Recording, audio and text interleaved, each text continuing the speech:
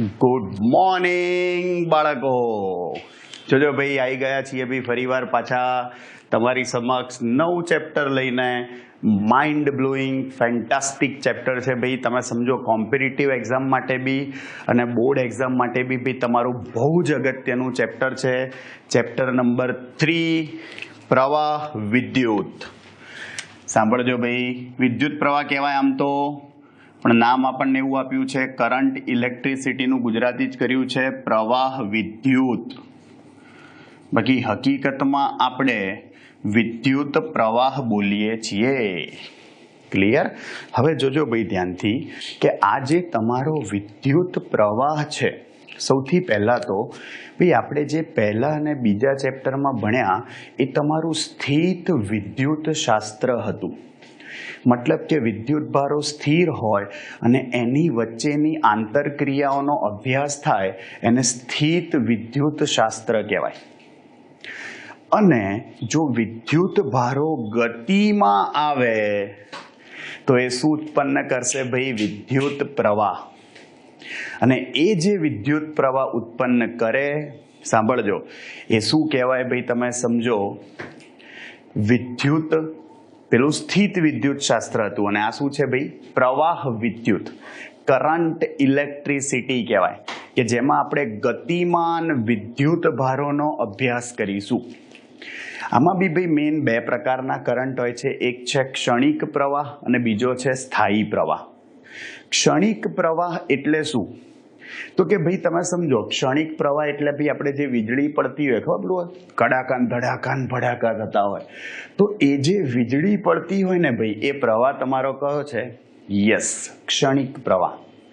અને ભાઈ એ વીજળીમાં જે પ્રવાહ હોય ને, જબ્બર મોટો હોય, 10,000 એમ્પિયર ક્રમનો પ્રવાહ હોય. અને એટલે આપણને ખબર છે ઘણી જગ્યાએ ભાઈ વીજળી પડે ને તો ભૂકા બોલાઈ કાઢે. ઘણા બધા માણસો બી મરી ગયેલા છે અત્યાર સુધી ભાઈ. હા, કારણ કે એનો પ્રવાહ જે છે બહુ જ મોટો થયો. તમે સમજો 10,000 એમ્પિયર ક્રમનો પ્રવાહ. આપણા ઘરમાં જે ભાઈ પ્રવાહ આવતો હોય ને એ એમ્પિયર ક્રમનો પ્રવાહ હોય. આપણા ઘરમાં આવતો પ્રવાહ કયા ક્રમનો છે? એમ્પિયર ક્રમનો પ્રવાહ છે. ઓકે. અને ભાઈ આપણા શરીરમાં પણ આપણું બોડી જે છે, આપણું જે બોડી છે એમાંથી વહેતો પ્રવાહ માઇક્રો એમ્પિયર ક્રમનો પ્રવાહ હોય. આપણા શરીરમાં ચેતાઓમાંથી વહેતો પ્રવાહ. ભાઈ એટલે જ આપણે કંઈ અવાહક નથી, તમને ખબર હશે. હા ભાઈ, વીજળીનો તારો એને પકડી લેજો ઈચ્છા હોય તો, ખબર પડી જશે. જોજો ભૂલથી અડતા લાંબા થઈ જશો ત્યાં ભાઈ. જબરજસ્ત પ્રવાહ વહેતો હોય એટલે ભાઈ આપણું બોડી અવાહક નથી. હા, એવું કહી શકાય. વિદ્યુતનું સુવાહક તો ના કહેવાય આમ તો, કારણ કે સુવાહકો તો બહુ વધારે પડતો પ્રવાહ પસાર થતો હોય, મંદવાહક કહી શકો તમે. હા, પણ અવાહક તો નથી જ, કારણ કે આપણને બી શોક લાગે છે ભાઈ. હા, શોક લાગે શોક લાગે. હા, ધ્યાન રાખજો ભાઈ, વાળ ઊંચા થઈ જશે નહીંતર. ડન. એટલા માટે આપણું શરીર જે છે મંદવાહક કહેવાય. હવે જોજો ભાઈ, આપણે જેમ કીધું, અને સ્થાયી પ્રવાહ એટલે શું? તો કે ભાઈ આમાં નદીમાં જેમ પાણી વહેતું હોય એમ કન્ટિન્યુઅસલી ભાઈ તમે સમજો વિદ્યુતનું વહન થતું હોય, એને સ્થાયી વિદ્યુત પ્રવાહ કહેવાય. અને આ જે આપણો સ્થાયી વિદ્યુત પ્રવાહ જે છે, બરાબર, એ અને આપણે સરેરાશ પ્રવાહ, આપણે એનું સૂત્ર લાવીએ. ચલો, ખબર જ છે આપણને ભાઈ કે જોજો ભાઈ, આપણે નોર્મલ વિદ્યુત પ્રવાહનું સમીકરણ લખીએ ને, જોજો, તો એ નોર્મલ વિદ્યુત પ્રવાહ જે છે એનું સમીકરણ આવું થાય. જોજો, I = Q/T. એટલે વ્યાખ્યા આવી થાય, એકમ સમયમાં, એકમ છેદને એકમ લઈ લો, એકમ સમયમાં વાહકના આડછેદમાંથી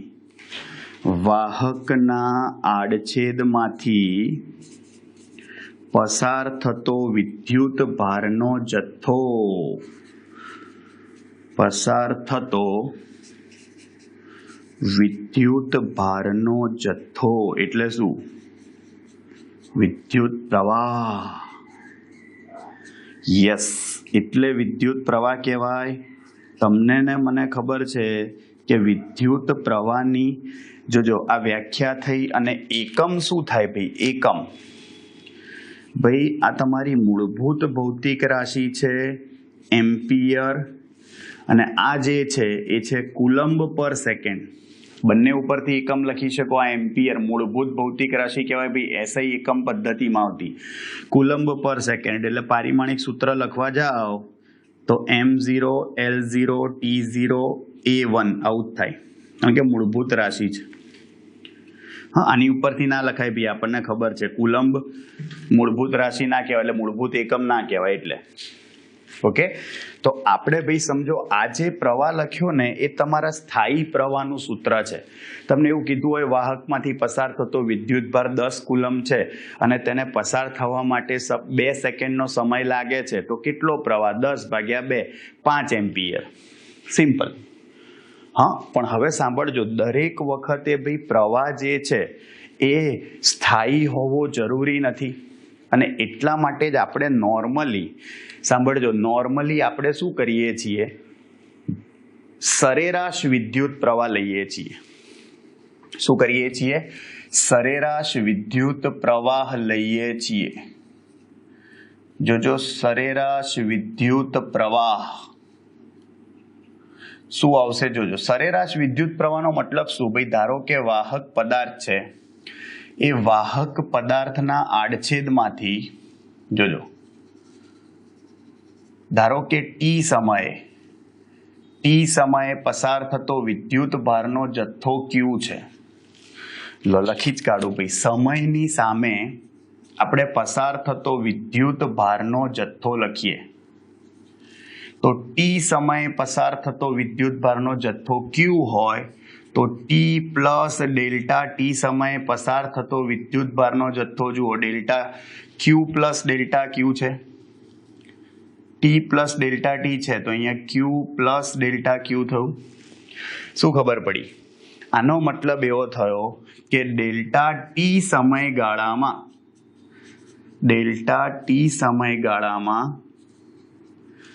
ભાઈ વિદ્યુત ભારમાં થતો વધારો ડેલ્ટા ક્યુ જેટલો છે. થતો વધારો કેટલો છે? ડેલ્ટા ક્યુ જેટલો. ભાઈ તમે સમજો, આનો મતલબ કે જો સમયની સાથે તમારો વિદ્યુત ભાર બદલાતો હોય તો તમારે સરેરાશ વિદ્યુત પ્રવાહ લખવો પડે. અને સરેરાશ વિદ્યુત પ્રવાહ એટલે શું? જોજો, તો કે ભાઈ delta Q by delta T. ટૂંકમાં અંતિમ માઇનસ પ્રારંભિક વિદ્યુત ભાર એટલે Q plus delta Q minus Q થાય એટલે ડેલ્ટા ક્યુ જ આવે. T plus delta T minus T એટલે ડેલ્ટા ટી જ આવે. તો આ સરેરાશ વિદ્યુત પ્રવાહનું સૂત્ર શું થયું ભાઈ? Delta Q by delta T. Clear? અને ભાઈ આપણે સરેરાશ પ્રવાહની જગ્યાએ જો તત્કાલીન પ્રવાહ લાવવો હોય તો શું કરવાનું? ભાઈ યાદ છે જ, આ તમારો સમયગાળો જે છે કેવો કરવાનો? એકદમ નાનો કરવાનો. એટલે કે મેથ્સની ભાષામાં ભાઈ તમારે limit delta T tends to 0 લેવાનું. અને limit delta T tends to 0 હોય એનો મતલબ શું? કે ભાઈ તમારો જે સમયગાળો છે ક્યાં જાય ભાઈ? શૂન્યની નજીક ને નજીક, નજીક ને નજીક, નજીક ને નજીક, પણ 0 ના થાય. એટલે કે શું થશે? જોજો, તત્કાલીન વિદ્યુત પ્રવાહ કોને કહેવાય? જોજો, જે તે ક્ષણે તત્કાલીન વિદ્યુત પ્રવાહ.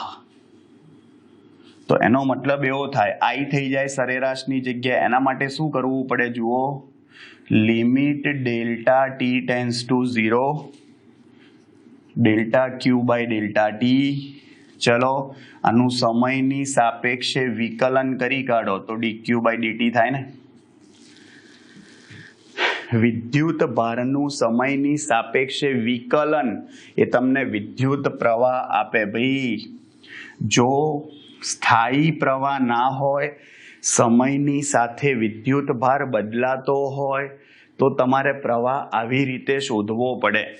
એકમ પારિમાણિક સૂત્રમાં ભાઈ કોઈ ફરક ના પડે.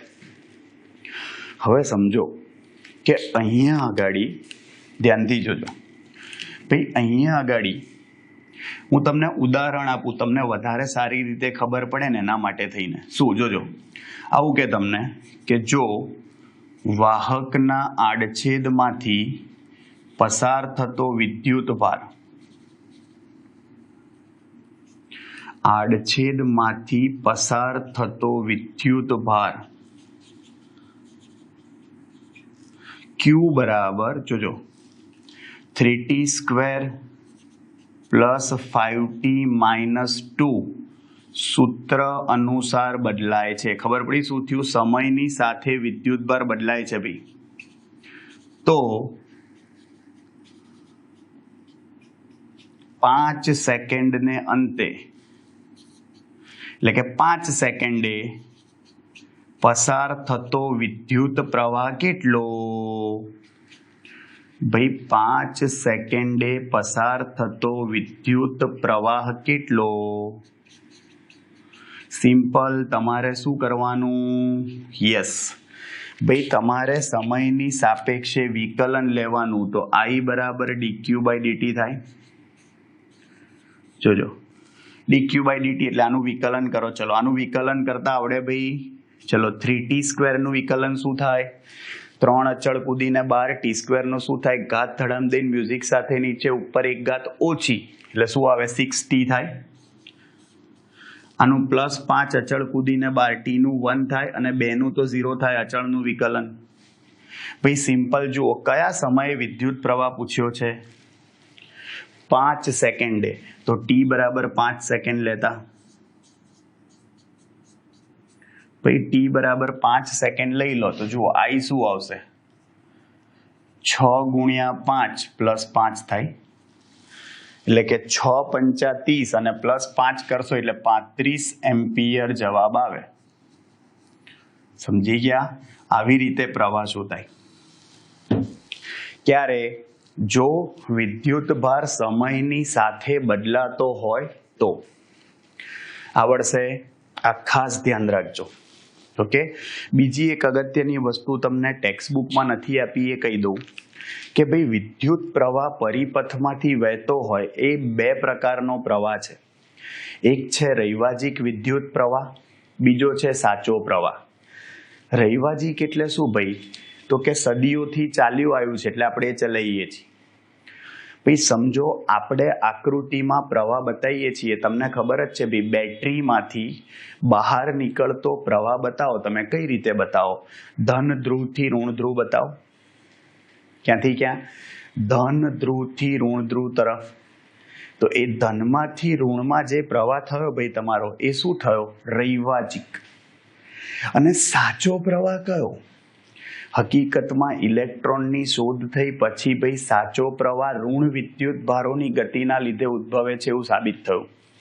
એટલે ખરેખર સાચો પ્રવાહ ક્યાંથી ક્યાં હોય? ઋણ ધ્રુવથી ધન ધ્રુવ.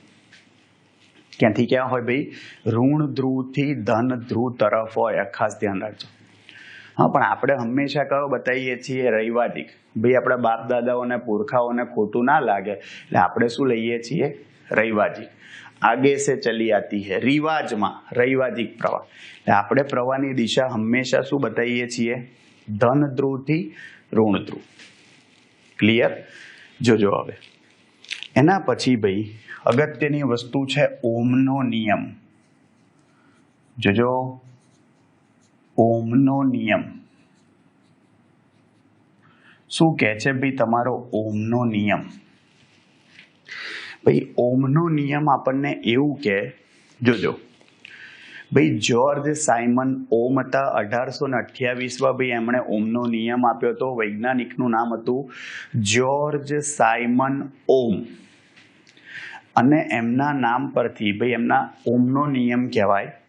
તમને ખબર જ છે 10મા ધોરણમાં તમારા નિયમ આવેલો છે કે નિશ્ચિત ભૌતિક પરિસ્થિતિમાં રાખેલા વાહક પદાર્થમાંથી વિદ્યુત પ્રવાહ પસાર કરવામાં આવે તો તેના કોઈ 2 છેડા વચ્ચેનો વિદ્યુત સ્થિતિમાનનો તફાવત એ તેમાંથી પસાર થતા પ્રવાહના સમપ્રમાણમાં હોય છે. એવું બી બોલી શકો કે પસાર થતો પ્રવાહ એ વિદ્યુત સ્થિતિમાનના તફાવતના સમપ્રમાણમાં હોય છે. હા, બંને વસ્તુ સાચી જ થઈ. જોજો ભાઈ વિદ્યુત સ્થિતિમાનનો તફાવત, ભાઈ વિદ્યુત સ્થિતિમાન નો તફાવત એ તેમાંથી પસાર થતા વિદ્યુત પ્રવાહના સમપ્રમાણમાં હોય છે.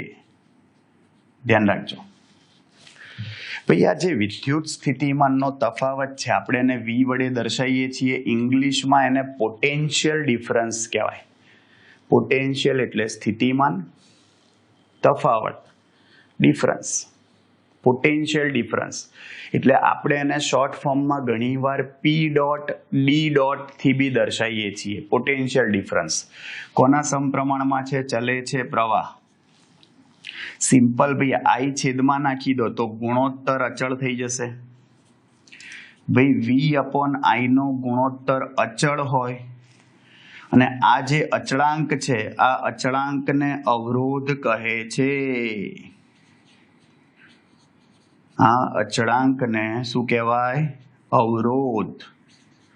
ઇંગ્લિશમાં એને રેઝિસ્ટન્સ કહેવાય. ખબડી આ ખાસ ધ્યાન રાખજો ભાઈ, આ તમારો જે અવરોધ છે જોજો એનું સૂત્ર એટલે અહીંયા અચળાંક R લખી કાઢો તો V/I બરાબર R લખાય. એકમ લખો આની ઉપરથી, પહેલા આની ઉપરથી એકમ વૈજ્ઞાનિકના નામ પરથી આનો એકમ ઓમ છે, એની સંજ્ઞા ઓમેગા છે અને આની ઉપરથી લખો તો વોલ્ટ પર એમ્પિયર કહેવાય. વોલ્ટ પર એમ્પિયર કહેવાય. અને જુઓ એનું પારિમાણિક સૂત્ર યાદ રાખતા શીખવાડ દઉં. તમારે અવરોધનું પારિમાણિક સૂત્ર આવી રીતે યાદ રાખવાનું. પાવર ભાગ્યા પ્રવાહનો સ્ક્વેર. V નું ખબર જ છે આપણને ભાઈ M1L2T-3A-1 અને છેદમાં A1 ઉપર લઈ જાવ તો A-2 થઈ જાય. સમજો, પણ યાદ રાખવા સહેલું. જુઓ પાવરનું પારિમાણિક સૂત્ર તમને આવડે જ ભાઈ, M1L2T-3 અપોન પ્રવાહનો સ્ક્વેર. તેનો મતલબ શું થયો? M1L2T-3A-2 આવડે? આ અવરોધ થયું. અને યાદ રાખવા માટે સિમ્પલ, આ R ને સામે આપી દો તો જુઓ તમારો ઓમ કેવો હતો ભાઈ? વીર. યાદ રાખવા, ઓમ કેવો હતો તમારો? વીર હતો. વીર થઈ ગયું ને? V = IR. ઓમ કેવો હતો ભાઈ? વીર. સૂત્ર યાદ રાખવા. જો આ સૂત્ર યાદ રાખવા માટે I બરાબર Q/T છે. Q ના કરતા બનાવો શું થઈ જાય? QIT. હેલી QIT. ધ્યાન રાખજો. V = IR. ભાઈ આ તમારો અવરોધ છે. સાંભળજો, આ અવરોધ એટલે કે જે અચળાંક છે ને એ ભાઈ પરિમાણ, પદાર્થના પરિમાણ એટલે કે લંબાઈ 8 છેદનું ક્ષેત્રફળ અને તાપમાન પર આધાર રાખે છે. જોજો, તાપમાન પર આધાર રાખે છે. ભાઈ ઘણાને એવું હોય કે સર હું વોલ્ટેજ વધારું તો અવરોધ વધે. ના ભાઈ, એવું ના થાય. વોલ્ટેજ વધારો તો સામે એમાંથી વહેતો પ્રવાહ બી વધે, ત્યારે જ વોલ્ટેજ વધ્યો હોય. એટલે ગુણોત્તર અચળ જ રહે. એટલે વોલ્ટેજ અને પ્રવાહ પર અવરોધ આધાર ના રાખે. અવરોધ કોની ઉપર આધાર રાખે? ભાઈ પદાર્થના પરિમાણ, પરિમાણ એટલે ડાયમેન્શન, લંબાઈ, ક્ષેત્રફળ એવું, અને તાપમાન પર આધાર રાખે. આ ખાસ ધ્યાન રાખજો. ક્લિયર? ભાઈ અગત્યની વસ્તુ જુઓ શું કહે છે અહીંયા. અવરોધ એ પરિમાણ અને તાપમાન પર આધાર રાખે છે. આપણે હમણાં જોઈશું થિયરી કે અવરોધ પરિમાણ પર કેવી રીતે આધાર રાખે એ બી જોઈશું. જોજો ધ્યાનથી. હવે ભાઈ અહીંયા આગળ આપણને ટેક્સ્ટ બુકમાં બીજું કંઈ નથી આપ્યું, પણ હું તમને કહી રાખું છું, તમારે બહુ જ કામમાં આવશે. હા, આ જે વસ્તુ કહું છું ને ભાઈ એ વધારાની છે. હા, પણ તમને સખત કામમાં આવશે આ વસ્તુ. ધ્યાન રાખજો. જોજો શું કહે છે. પહેલું તો ભાઈ અવરોધના વ્યસ્તને કંડક્ટન્સ કહેવાય. અવરોધના વ્યસ્તને કંડક્ટન્સ કહે છે, કંડક્ટન્સ. અને કંડક્ટન્સને આપણે જી વડે દર્શાવીએ છીએ, જી. અને કંડક્ટન્સનું ગુજરાતી નામ વાહકત્વ છે, વાહકત્વ. ખાસ ધ્યાન રાખજો. તેનું સૂત્ર શું થયું જુઓ, જી બરાબર 1/r. ભાઈ વાહકત્વ એટલે કે કંડક્ટન્સ, એનું સૂત્ર શું થશે 1/r. ચલો આનો એકમ લખો તો જોજો ભાઈ. ઓમનું ઊંધું, ભાઈ આ ઓમ હતું ને, ઓમ એનું ઊંધું મો. ભાઈ મજાક નહીં કરતો, સાચી વાત છે. મો એ કંડક્ટન્સનો એકમ છે. એની સંજ્ઞા ઊંધો, યસ, ઓમેગા. ઓમેગા હતી ને આમ, એની જગ્યાએ આમ થઈ ગઈ. હા, ઘણા નાલાયકો આમ ઉપરથી જો, એટલે એવું ના હોય. ઓમેગા ભાઈ હતી ને ઊંધી ઓમેગા, દેખાય સંજ્ઞા એની. ભાઈ બીજું નામ કયું હતું યાદ હોય તો જ્યોર્જ. સાંભળજો, ઓમનું આખું નામ જ્યોર્જ સાયમન ઓમ હતું. ઓમ અવરોધનો એકમ છે, સાયમન કંડક્ટન્સનો એકમ છે. ઘણા સીમેન બી વાંચતા હોય છે, પણ ખરેખર સાયમન છે. અને કેપિટલ એસ સંજ્ઞા થઈ. તમે આવું બી લખી શકો, ઓમ ઇનવર્સ. ઓમ ઇનવર્સ બી લખાય, ભાઈ આ બધું ચાલે છે. ક્લિયર?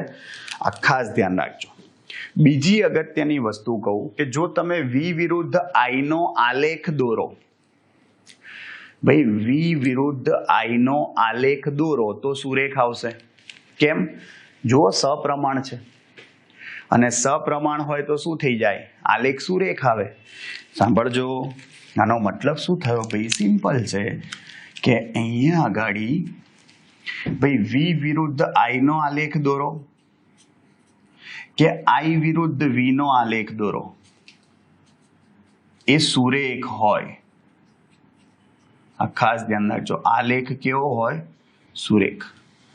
ઢાળ બંનેના જુદા જુદા આવે. ભાઈ તમે વી વિરુદ્ધ આઈ આલેખનો ઢાળ દોરો, બરોબર? ઢાળ એટલે વાય યામનો તફાવત ભાગ્યા એક્સ યામનો તફાવત. તો વાય યામ ઉપર શું કહેવાય? વી કહેવાય. અને એક્સ યામ ઉપર આઈ કહેવાય. તો વી વિરુદ્ધ આઈના આલેખનો ઢાળ ડેલ્ટા વી અપોન ડેલ્ટા આઈ થાય, એટલે અવરોધ આપે. અને આઈ વિરુદ્ધ વી આલેખનો ઢાળ તમને શું આપે? વાય યામનો તફાવત એટલે ડેલ્ટા આઈ, અને એક્સ યામનો તફાવત એટલે ડેલ્ટા વી, એનો ગુણોત્તર. આવડે ભાઈ? આ ખાસ ધ્યાન રાખજો. શું કીધું જોજો, તો કે વી વિરુદ્ધ આઈ આલેખનો ઢાળ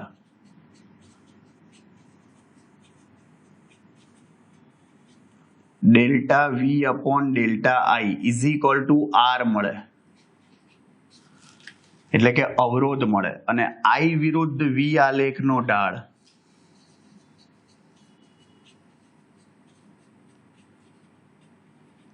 એટલે વાય યામનો તફાવત ભાગ્યા એક્સ, તો એ શું આપશે? જી.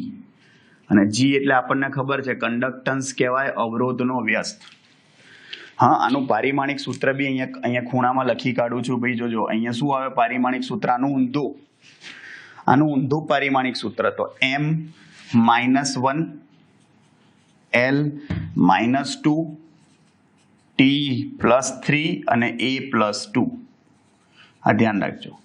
હા, પૂછાય છે ભાઈ એક્ઝામમાં આ બધી વસ્તુઓ, પણ ટેક્સ્ટબુકમાં નથી આપી ભાઈ. અને જુઓ, તમે આલેખ દોરો ને કોઈ પણ, ચલો હું વી વિરુદ્ધ આઈ નો આલેખ દોરું છું, તમે આઈ વિરુદ્ધ વી નો બી દોરી શકો. અને ભાઈ સમજો, બે જુદા જુદા તાપમાનો માટે આલેખ દોરું છું. ધારો કે ભાઈ આ જુદા જુદા તાપમાન માટે આલેખ દોરીએ. જોજો, અહીંયા અચળ તાપમાન ધારો કે T1 છે ને આ T2 છે. સિમ્પલ યાદ રાખો, ઢાળ મોટો હશે એ અવરોધ મોટો હશે. આ ઢાળ નાનો છે એ અવરોધ નાનો હોય. ભાઈ વી વિરુદ્ધ આઈ આલેખનો ઢાળ તો શું છે? આપણો અવરોધ છે ને. સિમ્પલ તાપમાન વધારે હશે એ અવરોધ મોટો હશે. એટલે આ તાપમાન વધારે છે, આ તાપમાન ઓછું હશે, એટલે અહીંયા T1 ગ્રેટર ધેન T2 આવે. T2 લેસ ધેન T1 પણ લખી શકો. અને જો I વિરુદ્ધ V નો આલેખ તમે દોર્યો હોય ને તો ઊંધું થઈ જાય. ભાઈ I વિરુદ્ધ V નો આલેખ દોર્યો હોય તો ઊંધું થઈ જાય, તો T2 ગ્રેટર દેન T1 થઈ જાય. ક્લિયર? આ ખાસ ધ્યાન રાખજો ભાઈ. જુઓ, આ તમારી પ્રાથમિક માહિતી થઈ ભાઈ. શું છે તમારો વિદ્યુત પ્રવાહ, સરેરાશ વિદ્યુત પ્રવાહ, બરોબર, ઓમનો નિયમ. ક્લિયર? મસ્ત છે, સિમ્પલ. હવે જુઓ ભાઈ, હવે તમને પેલી વસ્તુ સમજાવું કે અવરોધ પરિમાણ પર કેવી રીતે આધાર રાખે છે તે સમજાવો. જોજો, મસ્ત છે ભાઈ. અવરોધ પરિમાણ પર કેવી રીતે આધાર રાખે છે એ સમજાવો. સિમ્પલ છે, ઓમના નિયમ ઉપરથી જ લાવવાનું છે. જોજો શું કહે છે.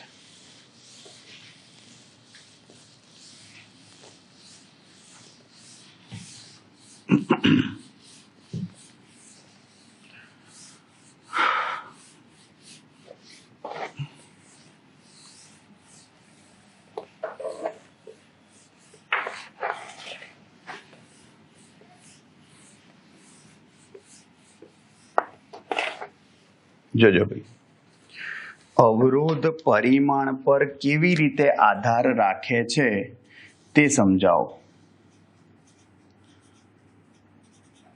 અવરોધ પરિમાણ પર કેવી રીતે આધાર રાખે છે તે સમજાવો.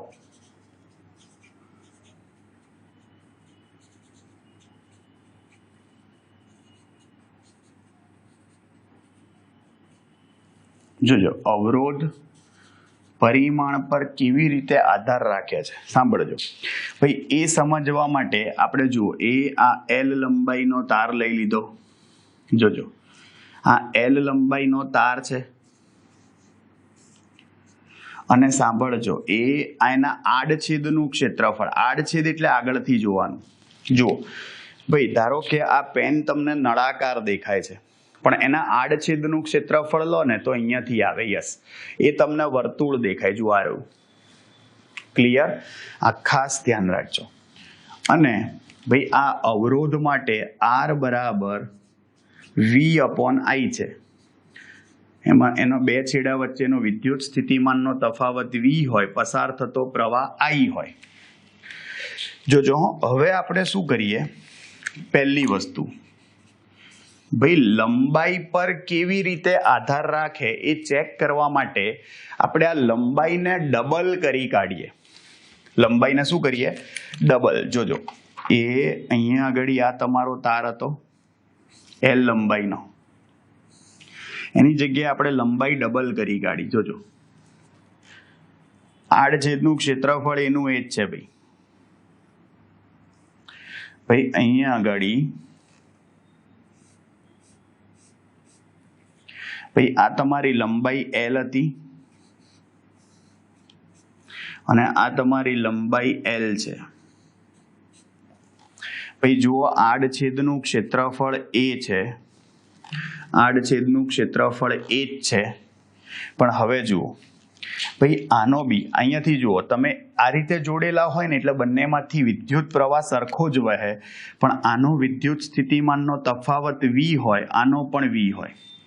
તો આજે બંને સંયુક્ત પદાર્થ નો અવરોધ. ભાઈ, સંયુક્ત પદાર્થનો અવરોધ શું લખાય? જોજો, RC. C એટલે કોમ્પોઝિટ સ્લેબ કહેવાય. કોમ્પોઝિટ એટલે ભેગું, સંયુક્ત. કોમ્પોઝિટનો તમે લખવા જાઓ અવરોધ તો જુઓ, આનો V/I થાય, આનો બી V/I થાય. ભાઈ, બંનેનો અહીંયા સરવાળો થઈ જાય એટલે 2 ટાઈમ્સ V/I થશે. અને ભાઈ 2 ટાઈમ્સ V/I કરો તો જુઓ, V/I ને તો શું કહેતા હતા આપણે? R કહેતા હતા, તો 2R આવ્યો. ભાઈ, V/I ને તો મૂળ અવરોધ R કહેતા હતા. જુઓ, એનો મતલબ કે કોમ્પોઝિટ જે સ્લેબ છે, સંયુક્ત ચોસલું, એનો અવરોધ ડબલ આવ્યો. શું ખબર પડી ભાઈ આપણને? લંબાઈ મેં ડબલ કરી તો અવરોધ પણ ડબલ થઈ ગયો. કહેવાનો મતલબ એવો થયો કે અવરોધ જે છે એ લંબાઈના સમપ્રમાણમાં છે. આનો મતલબ એવો થયો કે ભાઈ આમ જોજો કે ભાઈ લંબાઈ બમણી કરતા અવરોધનું મૂલ્ય બમણું થયું. અવરોધનું મૂલ્ય શું થયું? બમણું. એટલે કે આમ એવું કહી શકાય, શું જોજો ભાઈ, આમ કહી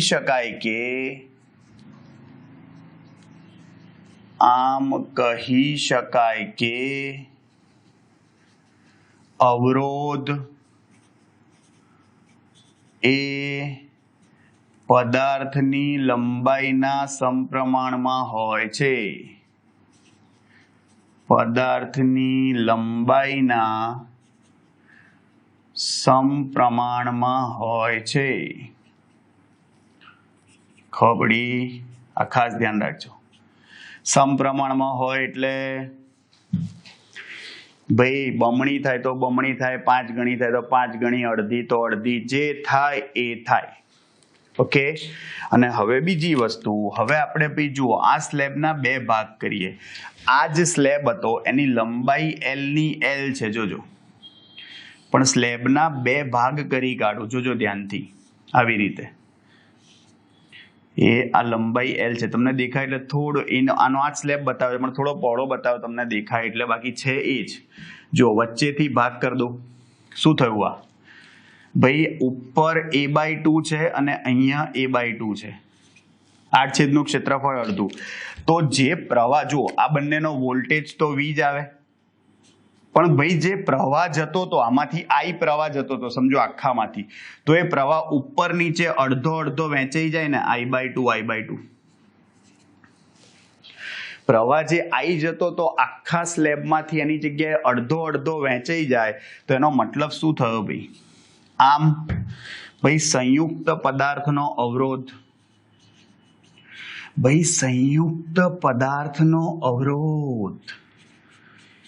તો સંયુક્ત પદાર્થનો અવરોધ શું લખાય? RC. શું આવશે? જો V તો છે જ, વોલ્ટેજ V છે, અને પ્રવાહ શું થઈ જાય ભાઈ? અડધો થઈ જાય. છેદનો છેદ ક્યાં જતો રહ્યો ભાઈ? અંશમાં. અને છેદનો છેદ અંશમાં લઈ જાવ તો 2 ટાઈમ્સ V/I જ થયું. જુઓ ભાઈ, V/I ને તો R કહેવાય. અવરોધ પાછો બમણો આવ્યો, પણ હવેના કિસ્સામાં શું થયું? જુઓ, V/I R લખ્યું મેં. આ કિસ્સામાં આડછેદનું ક્ષેત્રફળ અડધું હતું, તો ભાઈ અવરોધ પાછો બમણો થયો. જોજો, એટલે કે ભાઈ આડછેદનું ક્ષેત્રફળ અડધું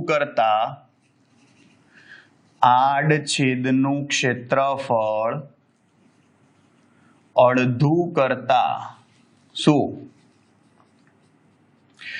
અવરોધનું મૂલ્ય બમણું થાય છે. ભાઈ આનો મતલબ શું થયો? ભાઈ આનો મતલબ એવો થયો કે અવરોધ, ભાઈ ક્ષેત્રફળ અડધું તો અવરોધ બમણો, એનો મતલબ કે વ્યસ્ત પ્રમાણ કહેવાય. અડધું તો બમણો, ત્રીજા ભાગનું તો 3 ગણો, 5 ગણી ભાઈ ક્ષેત્રફળ, તો 5મા ભાગનો અવરોધ. વ્યસ્ત પ્રમાણમાં કહેવાય. શું કહેવાય? વ્યસ્ત પ્રમાણ ભાઈ. એટલે કે આમ કહી શકાય કે શું? અવરોધ એ આડછેદના ક્ષેત્રફળના વ્યસ્ત પ્રમાણમાં હોય છે. આડછેદના ક્ષેત્રફળના વ્યસ્ત પ્રમાણમાં હોય છે. સમજ્યા? ઊંધું થઈ જાય. બમણું તો અડધું, 5 ગણું તો 5મા ભાગનું, એવી રીતે. અવરોધ એ આડછેદના ક્ષેત્રફળના વ્યસ્ત પ્રમાણમાં હોય. ભાઈ બંનેને ભેગું કરીએ, જુઓ તો અવરોધ ચલે છે લંબાઈના સમપ્રમાણમાં, આડછેદના ક્ષેત્રફળના વ્યસ્ત પ્રમાણમાં. ભાઈ ચલન છોડી દો તો તમારો જવાબ આવશે, હરા રોલા હારા રોલા, પેલું બાઘા જેવું એમ ના કહીએ, હારા આ તો હારું રોલું છે, હારા રોલા. ભાઈ આ તમારા અવરોધનું સૂત્ર આવ્યું. ભાઈ આ તમારા અવરોધનું સૂત્ર આવી ગયું. જુઓ, પેલો ઓમનો નિયમ હતો V/I બરાબર R. હા, અવરોધનું સૂત્ર આવ્યું શેના પરથી? યસ, સમજી ગયા?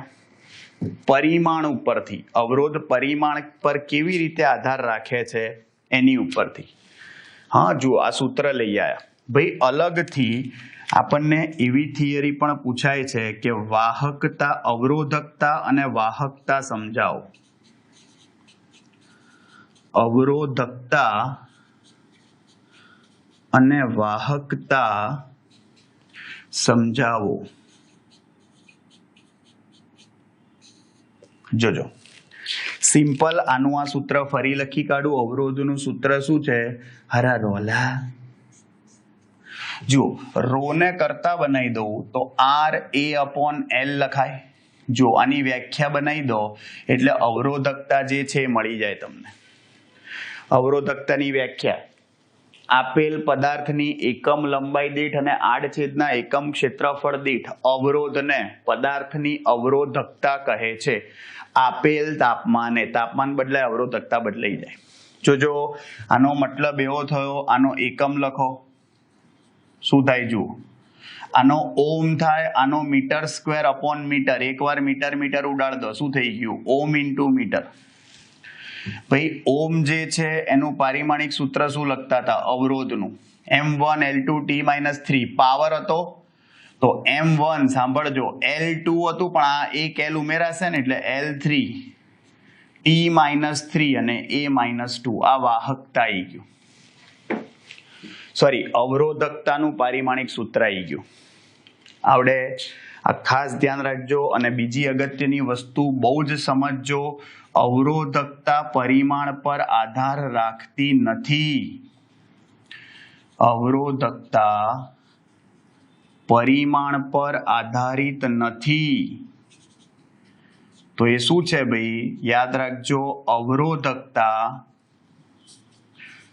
ભાઈ અવરોધકતા એ પદાર્થની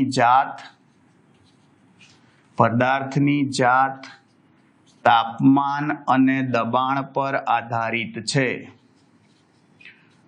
તાપમાન અને દબાણ પર આધારિત છે. ભાઈ મતલબ તમે એલ્યુમિનિયમ ને એલ્યુમિનિયમ લો ભાઈ તો એનાથી કોઈ ફરક ના પડે. એલ્યુમિનિયમ ને એલ્યુમિનિયમ લો તો ભાઈ તમારું એનું એ જ થાય. બરોબર? તમે પદાર્થ બદલી કાઢો, જાત બદલાઈ જાય, અથવા તમે તાપમાન ને દબાણમાં જો વધારો ઘટાડો કરો તો એની અવરોધકતા બદલાશે. અને યાદ રાખજો ભાઈ, અવરોધકતાના વ્યસ્તને વાહકતા કહે છે. અવરોધકતાના વ્યસ્તને વાહકતા કહે છે. વાહકતાની સંજ્ઞા સિગ્મા છે. ભાઈ અવરોધકતાના વ્યસ્તને વાહકતા કહેવાય એટલે વ્યસ્ત થઈ ગયો 1/ρ. સૂત્ર લખવું હોય તો આની ઉલટી, આ ρ નું સૂત્ર હતું એની ઉલટી એટલે L/ρ. લારા જડ્યા થાય ને ભાઈ. અને આનો એકમ લખો તો ઊંધો થઈ જાય ભાઈ. જોજો, પેલાનો ઓમ ઇન્ટુ મીટર હતો, આનો એકમ જુઓ મોહ ઇન્ટુ મીટર ઇનવર્સ લખાય, સાયમન મીટર ઇનવર્સ લખાય.